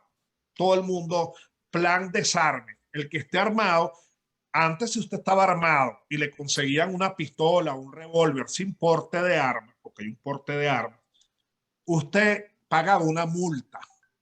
¿Eh? Pero ahora el Código Penal se ha ido reformando políticamente. Entonces ellos dicen, el que tranca una calle es un delito. Obstrucción a las vías públicas tiene 10 años de prisión. El que manifieste violentamente tiene 10 años de prisión. O sea, fueron modificando las leyes de tal manera que Chávez decía, él iba caminando por la Plaza Bolívar de Caracas y habían joyerías, edificios de joyería del año 50, los años 60, y él decía, ese edificio que está ahí, ¿qué hacen? No, esos son los joyeros que son millonarios y mueven joyas. Exprópiese. Ahora vean que la expropiación por utilidad pública es que vaya a pasar, ejemplo, un ferrocarril y el Estado le compra su bien inmueble y ahí pasa el servicio que es un servicio a la comunidad, ese bien público. Prevalece el bien común sobre el bien particular. No, él agarra ese expropiese, nunca le pagaron a los dueños de esas inmuebles. Entonces, el 115 de la Constitución, el artículo 115, establece el derecho a la propiedad. Cuando usted se va a la religión judía, no sé si aquí hay alguien de la religión judía, por ejemplo, ellos dicen Dios, la familia, también como en todas las religiones de trabajo, estudio, involucran la propiedad. ¿Qué pasa? Si Edison, que tiene 8 años, nos hace caso, lo apadrinamos, se pone a estudiar, se vuelve una eminencia y va a la universidad y se gradúa de primero.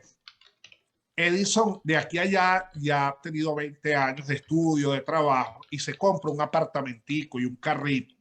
Entonces en Venezuela la propiedad privada que sigue vigente en la Constitución, ellos la radicaron. Ellos te dicen la tierra es del que la trabaja. No, ese señor tiene ya 1 hectárea. Bueno, pero ¿para qué tiene tanta tierra? No, no, quítale esa tierra y se la damos a 10 personas. ¿Qué pasó?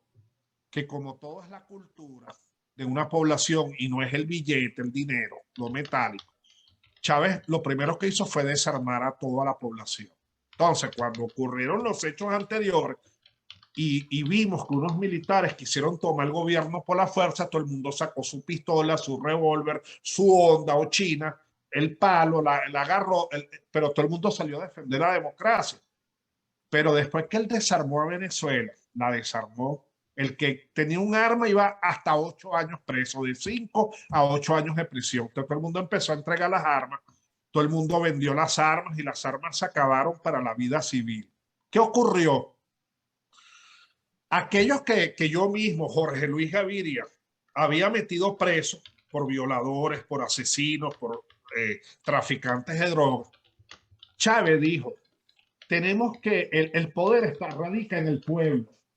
Entonces, los malandros iban a la policía, las policías se transformaron, las instituciones se transformaron, el que era fiscal del Ministerio Público, como mi persona, que tengo un título que estudié para ser juez, no me lo regalaron una caja de ACE, nos sacaron, los destituyeron, en mi caso me suspendieron y yo peleé 5 años y me constituí en acusador en la Corte Interamericana de los Derechos Humanos, porque aprendí, entonces aprendí a defenderme. Para algo sirve el conocimiento.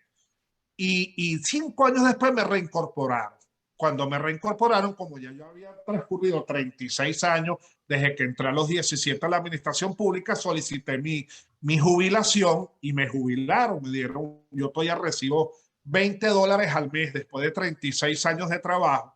Yo recibo $22 al mes de mi jubilación, ¿verdad? $22 al mes no alcanzan ni para comprar una docena de huevos, ¿no? O sea, no te alcanzaría para comer nada, como en cualquier otro país. Yo imagino que si usted le dan $22 para que viva con la familia un mes, no creo en qué país sí se pueda vivir con esa cantidad. Entonces, desarmaron la población. Increíblemente, esos delincuentes los empezaron a dar cursos de manejo de armas, les daban porte de armas, o sea, ellos pasaron a ser escolta de los políticos. Pues, ¿qué quiere un político? Tenía tremendo ladrón y delincuente que lo proteja, porque se sabe de cómo funciona la delincuencia. Él tiene amigos en la delincuencia. Entonces, Venezuela empezó a pasar de la meritocracia, o sea, de la gente que estudiaba y podía adquirir conocimiento, a la gente que nunca había estudiado. Por eso le repito, un presidente del Tribunal Supremo que tiene 2 homicidios, o sea, unas cosas insólitas. Y cuando la gente quiso salir a oponerse a ese régimen militar, un régimen maligno, pues aquellos malandros que habían sido entrenados en las policías durante años y armados, salieron. Mire, eso lo puede ver usted por los medios de comunicación, no soy yo que soy un activista político. Llegaban 500 motorizados. Usted se imagina la impresión de usted escuchar 500 motos sonando, ran, ran, ran, ran, 500 motos. Una revolución de motos. Cada moto tenía 2 ocupantes. Yo manejo moto y fui motorizado a la policía. El que maneja la moto, el piloto y el copiloto. El copiloto atrás llevaba un bolso con 20 cargadores de pistola.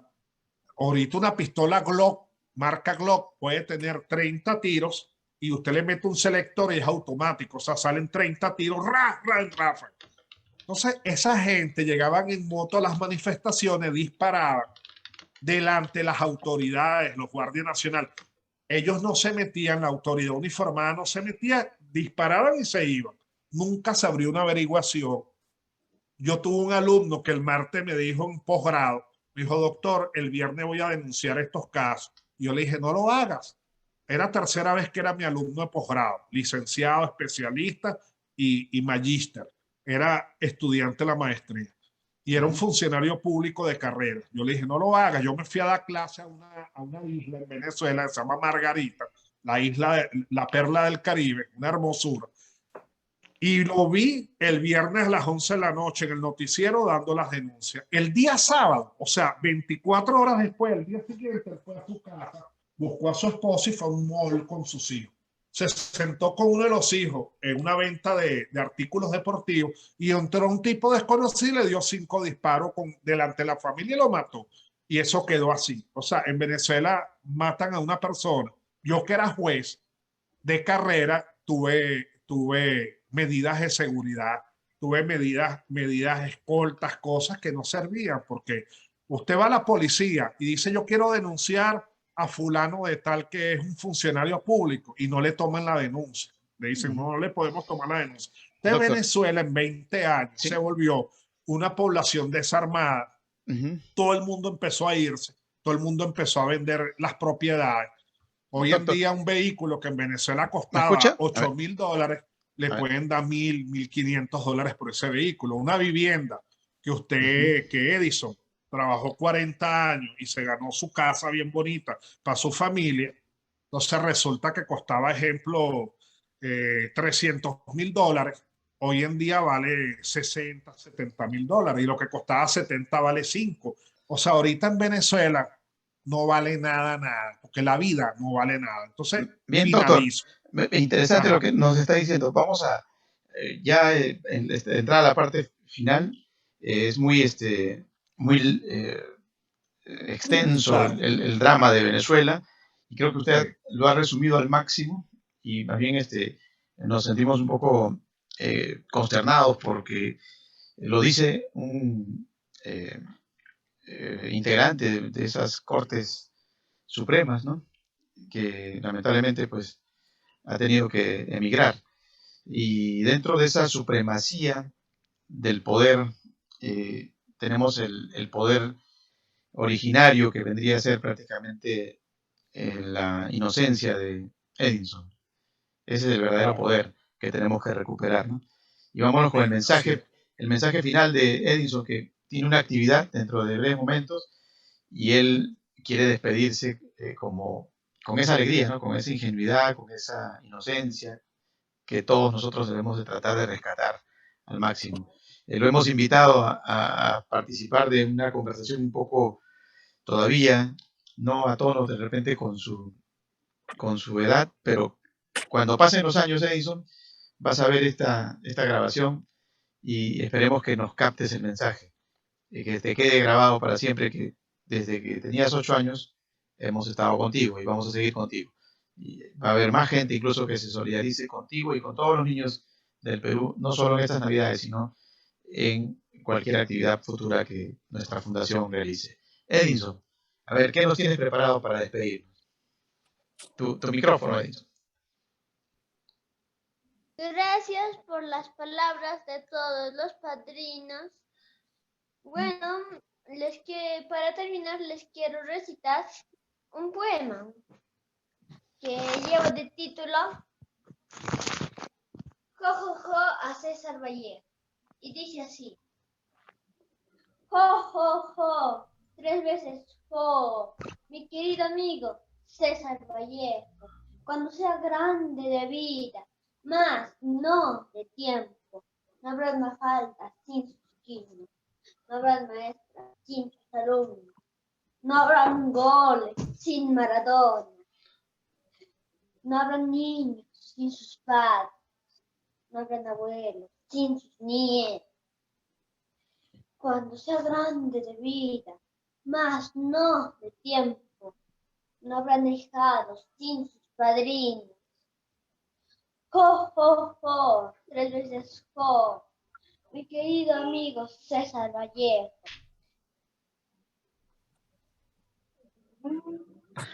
Bravo, bravo, Edison.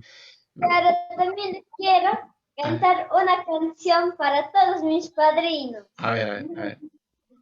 Dice: tu boquita dulce como la miel, tu luz me ilumina al anochecer. Te pido por ti, porque tú eres mi vida. Te amaré, mi luz de luna. El amor es todo.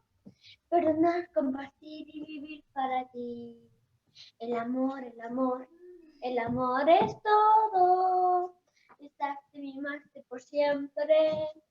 Estar junto a ti. Y en mañanitas. Y con un beso me dices todo. Mi luz de luna. El amor es todo. Compartir, perdonar y vivir para ti. El amor es todo.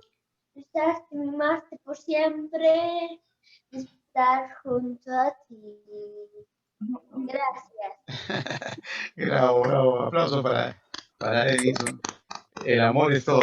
Y el amor por nuestros niños en estas Navidades 2021, pues sin duda debemos de rescatarlo. Vamos a dejar que sea la voz de una dama, de una madre, la que nos despida. Gema, vamos a despedirnos. ¿Qué dirías para cerrar esta sesión? Despídete de Edison y de los niños del mundo. Pues el amor es Edison. Quería preguntarle una cosita a Edison. A ver, a ver. ¿Esa canción te la has inventado tú o es conocida allí en tu país? En un artista de la tele ha salido y de ahí me ha aprendido su canción. Ah, vale, vale. Pues te voy a cantar otra yo. ¿Quieres que te cante? Sí, ¿Tú quieres mucho a tu madre? sí. Pues te voy a cantar una canción de las madres, ¿vale? Un trocito, ¿vale? De aquí de mi país. Ya. Venga. Como el sol que da la vida, como el beso de una madre cuando cree que no estaría, como el miedo a equivocarse, como el mal que está listo, así llegaste a mí. Como un rayo con su flores, como lágrima la vista, como riman mis canciones, como el ángel marinero, como un sueño de colores, así llegaste a mí. Bravo, bravo. Bravo, bravo, bravo para Bravo, Edison, muy bravo, bonito, bravo. bravo. Bravo, Gema. Bien, Una cosa de color a la tarde, que ha estado muy... bien. Gracias, Gema. Gracias por tu mensaje. Ya llegó el momento de despedirnos. Rapidito, tenemos a Luis Manuel, que también quería dar el saludo para nuestro invitado, Jorge Luis, en Ohio. Luis Manuel está en Chile. Luis Manuel, tu despedida ya partí tu salud y tu despedida. Un placer, gracias Jorge. Y bueno, esta grata sorpresa de contar en este domingo con la presencia de este jurista tan importante en Venezuela y tan querido. Le mando mi abrazo especial. Y Edison, te felicito, vas a ser una gran persona y un intelectual maravilloso. Mira, hay dos libros que yo quisiera Ajá. que si alguien los pueda conseguir, yo los voy a buscar y si los consigo, voy a hacer lo imposible por mandártelos, porque son libros viejos, ¿no? Uno es Amor, el diario de Daniel, de Michael Quist, y el otro es El Principito. Son dos libros que yo leí más o menos a tu edad, un poquito mayor, Edison, y que alimentaron mucho mi vida y mi espíritu. Saludos para todos y feliz domingo. Gracias, Luis Manuel. Edison, tus palabras finales, Edison, ¿qué le dirías a todos los que te han visto en esta sesión acá hablándote, pero también va a haber mucha gente que te va a ver por las redes sociales? ¿Qué les dices a todos los niños, a todos los padrinos, que vas a tener muchos padrinos que van a querer conocerte y estar contigo siempre? A ver, tu micrófono, Edison. Bueno, yo diría a todos los niños que, o sea, no es mucho la riqueza, lo que más vale es el amor del corazón.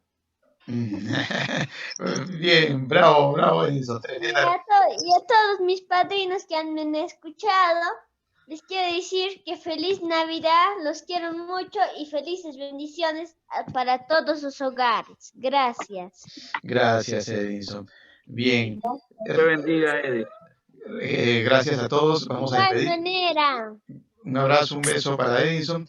Recuerden que nuestra cita es por Telestar Televisión Supercable Canal 3. Al doctor Jorge Luis, pues lo vamos a tener más adelante para seguir hablando más temáticas así de electrizantes como la que hoy hemos tomado, a pesar de que, como decía Gema, pues teníamos a Edison y el mensaje para los niños, pero no podíamos dejar también de analizar la lamentable circunstancia que acontece en América Latina, en epicentros políticos que prácticamente no pensábamos que iban a constituirse en el drama que actualmente se han constituido, lamentablemente.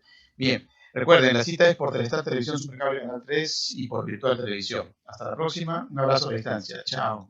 Como siempre, Gracias. Dios los bendiga a todos. ¿Quién será Gracias. mi padrino? De igual manera los saludo. Todos